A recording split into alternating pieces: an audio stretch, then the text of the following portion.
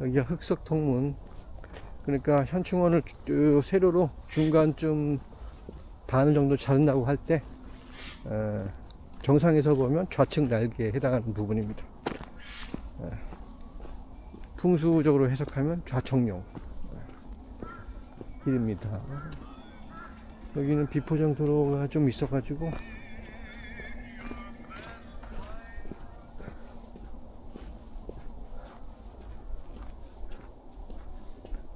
짜라라라. 아까는 그런대로 좀 햇빛도 비추고 했었는데 지금 보니까 날씨가 완전히 흐려졌습니다.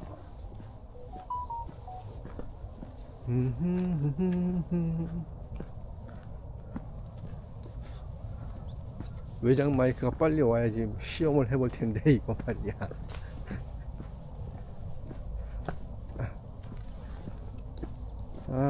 트레이딩. 그때까지 하여튼 뭐 서브프라임 때 이론과 기술적인 분석에 대한 이론도 어느 정도 갖추고 자기 몸을 겨우 이제 방어할 수 있을 정도의 이제 초단 정도가 됐는데 그 시장 리스크가 터짐으로 인해서 조금 손해를 보고 계속 본전치기만 한다. 그런 거기까지 얘기했죠. 그때부터 제가 본격적으로 도서관을 막 다니면서 투자 대가에 대한 책을 막 탐독하기 시작했습니다. 그래서 뭐 피셔라든가 버핏이라든가 이런 사람을 알게 되죠. 제가 홈페이지에 정리해 놓은 내용이 다 그런 것들입니다. 그러면서 행동경제학도 알게 되고 블랙스완도 알게 되고 또 어느 정도 돈도 조금씩 아주 미세하게나마 조금씩 늘려가고 있고 그런 때였고, 그렇게 하다 보니까 질적으로 한 단계 성숙하게 되었습니다. 그때부터는 이제 기술적 분석 이런 건 거의 안 보고, 보긴 봐요. 근데 추세의 큰 흐름을 보고 월봉으로 좀 보면서 어디쯤 왔나 그 정도만 이제 파악하는 그런 것이고, 그 다음에 위기가 왔을 때 평상시에는 조금 고공행진을 하고 있어서 사지 못했던 주식을 눈여겨보고 있다가 푹 꺼지면서 사람들이 공포에 물들 때 사는 그러한 뭐라 그럴까, 비법은 아니고 하여튼 대가들의 그 어떤 지혜를 습득하면서 그렇게 해가지고 준비를 하고 있었죠. 때가 되면 위기가 왔을 때 산다. 그러는데 아시다시피 코스피가 2012년인가 그때부터 10년 넘게 계속 박스권을 왔다 갔다 하니까 안 오는 거예요. 그냥 일생에 있어서 그런 기회가 두세 번 정도 올 건데 암만 기다려도 안 오는 거야. 박스권 하고 그러니까 화가 좀 나더라고. 그 기다리는 기간이 너무 지루했어요. 그러다가 코로나 때 기회가 왔습니다. 그때 이제 삼성전자를 사면서 우선주를 샀죠. 보통주하고 괴리가 좀 너무 심해서 당시만 하더라도 지금처럼 이재명 대통령처럼 어떤 부동산 투기에 대한 근절, 그리고 주식 시장을 이해하는 사람이 없었어요. 국회의원 모두가 거의 대부분이 부동산으로 부를 키웠고, 그 칼이 있으니까 언론사, 건설사, 이런 소위 잘 나가는 강남 3구에 뭐 이런 인물들이 전부 얽히고 설키고, 우리나라 모든 부정부패의 근원에 그 뿌리에 부동산이 있지 않습니까? 또 얘기가 또 옆으로 샜다. 하여간에 그렇게 해가지고 코로나 때 삼성전자 우선주를 좀 사면서 겨우 가난을 면했습니다. 그러면서 이제 세상 돌아가는 거에 대한 어떤 개똥 철학, 또 철학자 도 닦는 거 뭐 이런 걸 하게 되는 거죠. 앞선 세대가 다 겪어왔던 그 어떤 투자 프로세스에 대한 단계별 어떤 깨달음, 이런 거를 비로소 알게 되는 때가 20년 돼야 됩니다. 20년은 버텨야 돼요. 근데 보통 사람들이 자본이 없잖아요. 재산이 없어. 트레이딩 하다가 날려먹고 본전치기 하다가 또 날려먹고, 그러니까 꾸준히 해가면서 루틴을 만들고 그거를 할 수 있는 재산상의 여건도 심리적인 것도 없단 말이에요. 그래서 10수년 20년 동안 한 길을 파기가 그렇게 어렵답니다. 그래서 배움의 정도, 깨달음은 행동경제에서 말하는 S자 커브, 그거와 아주 유사합니다. 뭐 거의 똑같다 라고 보시면 돼요. 자, 여기가 흑석 통문을 해가지고 나왔습니다. 저 꼭대기 위로 가면 앞서서 봤던 호국 지장사가 있고, 그 앞에 저 고개 끝에 약수물터가 있어요. 동네 주민들이 와서 퍼가는 곳이고, 여기 임시 화장실이 있고, 여기로 쭉 내려가면 유관순 열사의 그 위패가 모셔져 있는 곳이 있고, 그 다음에 저쪽 부분이 현충탑. 화장실에 잠깐 들려서 볼일 보고 가겠습니다. 자, 화장실 나왔고요. 유관순 열사의 위패가 모셔진 곳을 잠깐 들렸다가 가보도록 하겠습니다.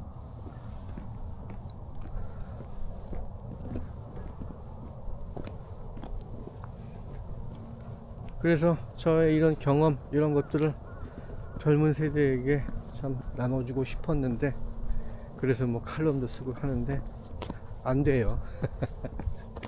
자기의 관심 있는 분야 혹은 절실함이 없으면 애들한테 아무리 가르쳐줘도 이해를 못 하더라고요. 하지 않아요.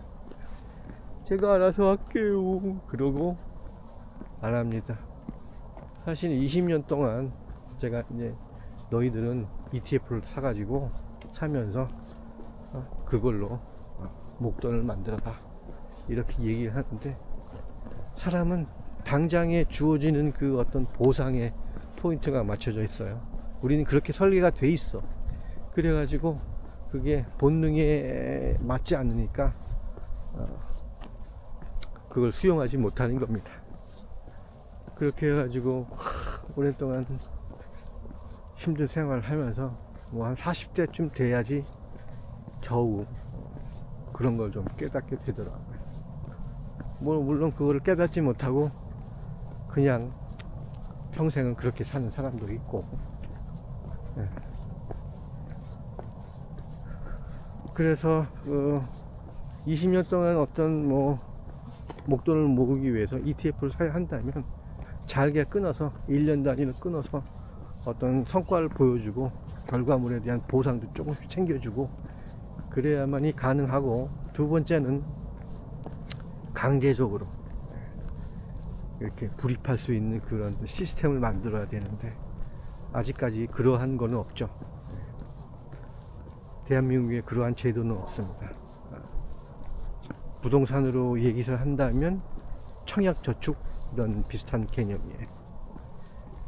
그래서 제가 ETF 칼럼을 쓰면서 당시에는 제목이 단칼에 끝내는 인덱스 투자였는데 생각해보니까 어려웠어. 단어가, 인덱스라는 단어는 잘 모르고 ETF라는 단어를 쓰면 좀 알아들었을 텐데, 뭐 어쨌든 그렇게 해가지고 20년 동안 투자를 해가지고 목돈을 가지고 시작해라 했는데 뭐 그렇게 사회적인 어떤 센세이션 뭐 그런 거는 일으키지 않았던 것 같습니다. 자, 여기 정자가 하나 있고 여름길에 여기 딱 오면은 나름 괜찮습니다. 여기가 순국 선현들의 위패를 모시고 있는 곳입니다.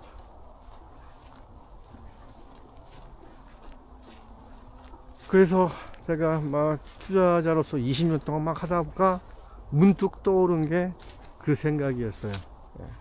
ETF에 대한 어떤 투자를 제도화 해가지고 궁극적으로 모든 국민에게 ETF 투자를 시키면 노후가 안정이 될 거다. 그런 생각이 아이디어가 딱 떠오르더라고요. 20년 만에. 그 얘기 좀 다시 하고. 자, 무후선열재단이라고 하네요.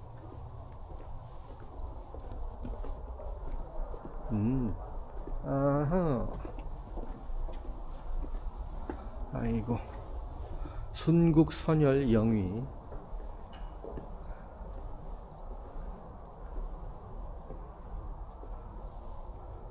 들어오니까 불이 탁 켜지네요. 국가보훈부 장관, 광복회장 이종찬 현충원장 왔으니까 헌화 한번 하겠습니다. 향 한번 피울게요.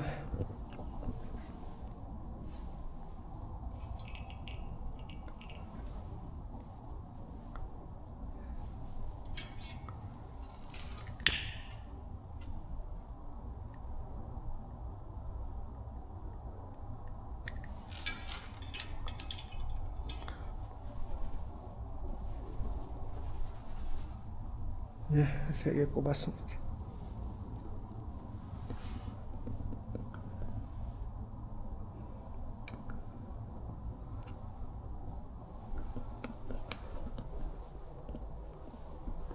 자, 위패가 모셔져 있습니다. 김규식, 유관순, 유득신,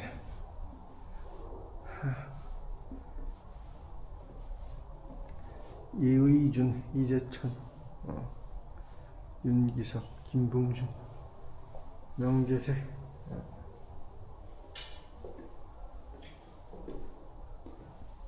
여기 나오란 이분은 대전 현충원으로 위패를 모셨군요.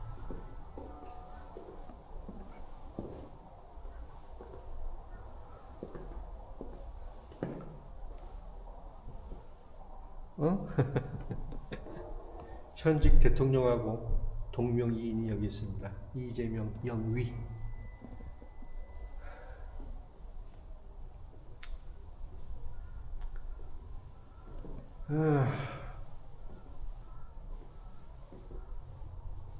안창남, 김병태 이렇습니다.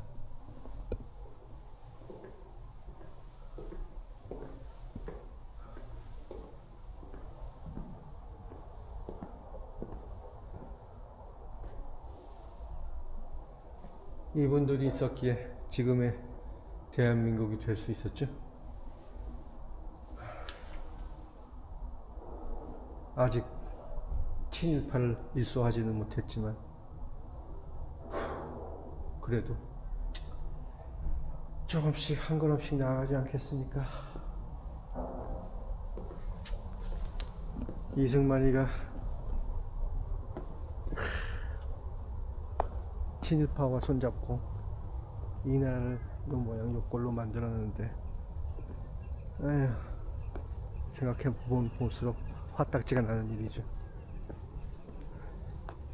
그런 인간이 여기에 시체를 가져다가 여기에 묻어놓고 있으니 분통이 터질 노릇입니다.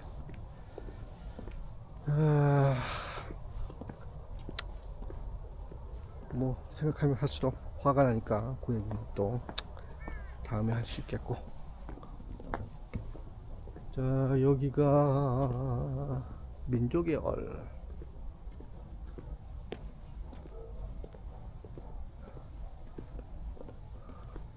여기도 분양하는 곳입니다.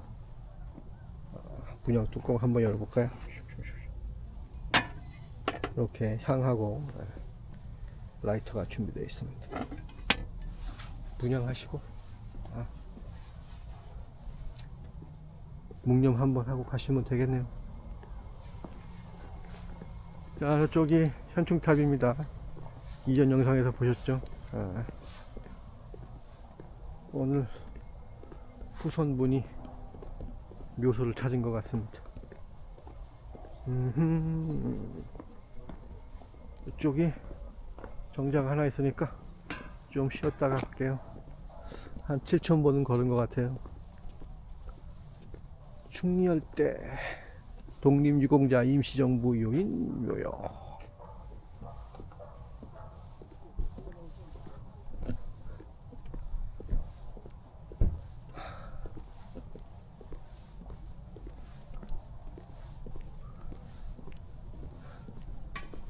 일단 사람에 찌이지 않아서 좋습니다. 물론 사람 많은 곳에 가가지고 북적북적 거리는 것도 좋지만 저는 조용함을 즐기고 사색을 즐기고 이러는 사람이라서 사람 많은 곳은 좀 피하는 편이에요. 애국정 여기서 좀 쉬었다가 가도록 하겠습니다. 자, 좀 쉬었고요. 아까 그 화장실에서 다시 출발해 보겠습니다. 아까 여기서 출발했죠. 이번엔 왼쪽 길로 내려가서 은행나무 길 한번 걸어 보겠습니다. 어디까지 했죠? 하여튼 뭐 경험을 나눠주고 싶었다. 그런데 20년 동안 이게 부릅하기 위해서는 강제적인 어떤 그런 장치가 필요하다. 그리고 잘게 쪼개서 조금씩 보상을 주어야 된다. 그런 거죠. 자, 그렇게 해갖고 어쨌든 간에 여기는 국가유공자 2묘역. 여기도 올라가면 뭐 묘소가 있고 나름대로 뭐 경치가 좀 볼만합니다. 다음에 한번 갈 것이고. 자, 그래서 제가 20년 동안 엄청나게 하여튼 투자에 대해서 파고 그게 번뜩 떠오르는 아이디어가 제가 이제 있어가지고 그거를 이재명 정부가 출범한 당시 정책 제안을 받는 그런 기간이 있었어요. 그때 올렸죠.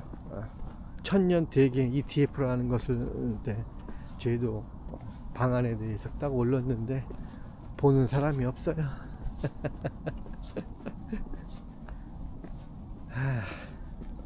너 좀 뭐 투자에 대해서 그만큼 어떤 밑바탕이 적다는 얘기가 되겠죠. 하여튼 뭐 그렇게 하고 있던 찰나에 트럼프 어카운트라는 것이 나왔습니다. 이게 뭐냐 하면 제 아이디어하고 아주 비슷해요. 뭐냐 하면 2025년부터 28년까지 태어난 신생아한테 정부가 ETF를 사라고 돈을 주는 겁니다. 그래서 신생아한테 일단 1,000달러를 1회 지급을 해요. 그 다음에 매년 부모가 5,000달러를 불입을 할 수 있습니다. 그렇게 해가지고 18세 되는 해까지 ETF를 사는데, 광범위한 그 시장 추종 ETF를 사는데 중간에 인출을 할 수가 없어요. 제도적인 장치가 되겠죠. 그래가지고 20년 굴리면 나중에 엄청난 목돈을 가지고 사회생활을 시작합니다. 그것이 트럼프 어카운트고, 베센트 재무장관이 취임하면서 실제로 실행이 되었어요. 미국 재무부의 거기에 홈페이지에 가면 그게 있더라고. 딱 나옵니다. 그래서 제가 그걸 또 칼럼을 써가지고 오마이뉴스에 송고를 했는데 그냥 역시 별다른 주목은 끌지 못했습니다. 근데 그 방식은 최초 1회만 $1000를 지급을 해주잖아요, 국가에서. 근데 제 방식은 뭐냐 하면, 신생아가 태어나면 정부에서 1만원을 매달 보조를 합니다. 그 1년이면 12만원이 되겠고, 또 부모도 매달 1만원씩 불입을 해요. 그럼 토탈 2만원을 불입을 해가지고 20년 동안 끌고 가는 겁니다. 그러면 지난 200년간 미국의 연평균 주식 수익률이 9.8%였으니까 대략 한 9% 정도의 수익을 내면 20년 후에는 한 1,500만원 목돈이 생겨요. 그때 정부에서 보조한 20년간의 원금 240만원은 빼고 그동안의 수익금을 전부 20세 된 그 아이에게 건네주는 거죠. 그러면 그 아이는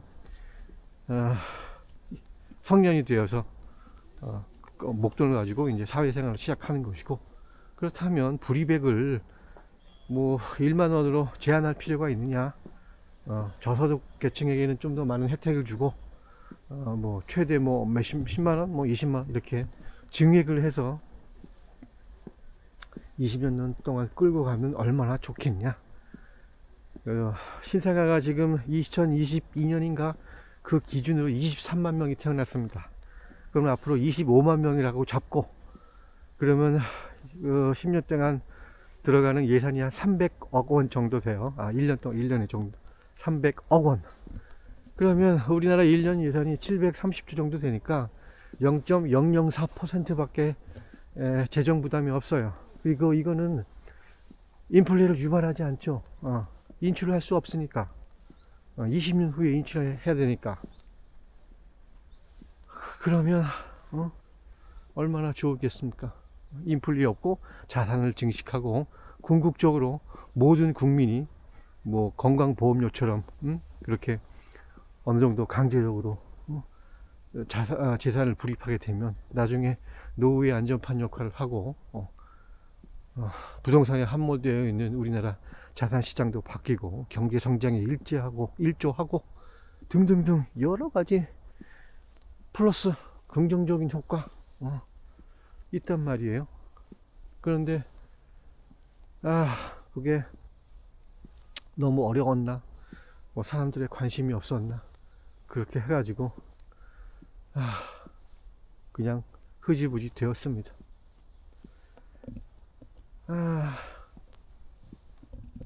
안타까운 일이죠. 그게 이제 어쩌면 정책 위반으로 채택될 가능성이 좀 높아질 수 있었겠는데, 사실 저는 그런 거에 별로 관심이 없고 그냥 제가 하고 싶은 거 하면서 살면서 인생에 큰 험난한 길 없이 혼자 잘 먹고 잘 살면 됩니다.